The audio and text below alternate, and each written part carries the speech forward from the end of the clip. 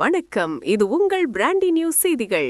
இந்தியாவின் தூய்மையான நகரம் என்று புகழப்படும் இந்தூரில் குடிநீர் விஷமாக மாறிய கொடூரம். உயிரிழந்தவர்களின் குடும்பங்களை நேரில் சந்திக்க ராகுல் காந்தி இந்தூர் செல்கிறார். அதே நேரத்தில் இந்தூர் மக்களின் தாகம் தீர்க்க 800 கோடி ரூபாய் மதிப்பில் புதிய குடிநீர் திட்டத்தை மத்திய பிரதேச அரசு அறிவித்துள்ளது. பரபரப்பான பின்னணி இதோ.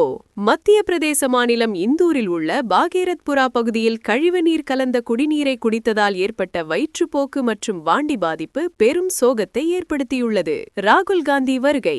மக்களவை எதிர்க்கட்சித் தலைவர் ராகுல் காந்தி வரும் ஜனவரி 17ஆம் தேதி இந்தூர் சென்று பாதிக்கப்பட்ட குடும்பங்களை நேரில் சந்தித்து ஆறுதல் கூறுகிறார். கடுமையான விமர்சனம். இது குடிநீர் அல்ல, விஷம் விநியோகிக்கப்பட்டுள்ளது என்று ராகுல் காந்தி ஏற்கனவே பாஜக அரசை சாடியுள்ளார். உயிரிழப்புகள். இந்த துயர சம்பவத்தில் இதுவரை 23 பேர் உயிரிழந்துள்ளதாக கூறப்படுகிறது.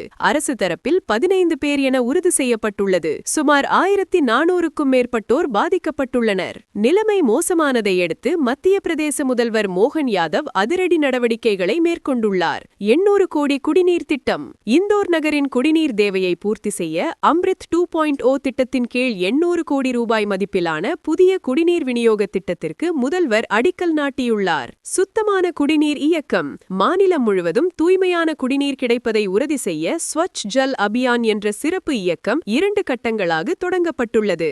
நிவாரணம். உயிரிழந்தவர்களின் குடும்பங்களுக்கு தலா 2 லட்சம் ரூபாய் நிவாரண நிதியை மாநில அரசு வழங்கியுள்ளது. இந்தூர் விவகாரத்தில் வெளிச்சத்திற்கு வந்துள்ள அதிர்ச்சி தகவல்கள். காரணம் என்ன?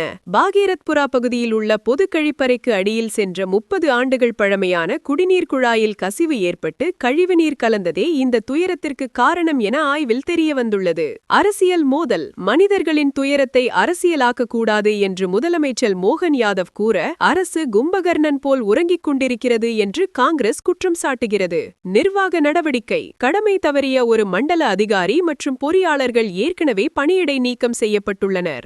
சுத்தமான குடிநீர் என்பது மக்களின் அடிப்படை உரிமை. இந்தியாவின் தூய்மையான நகரிலேயே இத்தகைய சம்பவம் நடந்தது பொதுமக்களிடையே பெரும் அதிர்ச்சியை ஏற்படுத்தியுள்ளது.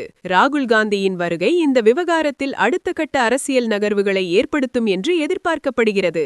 இதுபோன்ற முக்கிய தேசிய செய்திகளுக்கு தொடர்ந்து இணைந்திருங்கள். இது உங்கள் பிராண்டி நியூஸ் செய்திகளுக்காக உங்கள் பிராண்டி.